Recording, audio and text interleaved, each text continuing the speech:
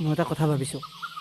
মই বহুত চিন্তা কৰি চালোঁ, তোৰ কথা, মোৰ ঘৰখনৰ কথা, আৰু মই এটা সিদ্ধান্ত লৈছোঁ। কি সিদ্ধান্ত? মই নিজকে সলনি কৰি পেলাম বুলি ভাবিছোঁ, অকল তোৰ কাৰণে। কাৰণ মই তোক যিমান ভাল পাওঁ সিমান তই কল্পনাও কৰিব নোৱাৰো।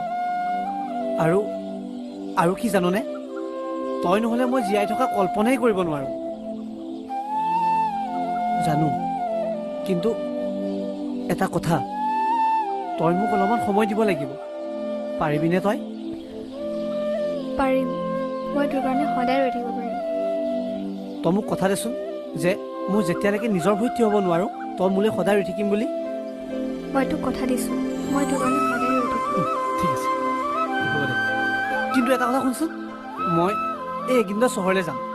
মানে চহৰতে কাম এটা পাইছোঁ, আৰু কামটোত জইন কৰিব লাগে। তই কিন্তু মোক পাহৰি নাযাবি। আৰু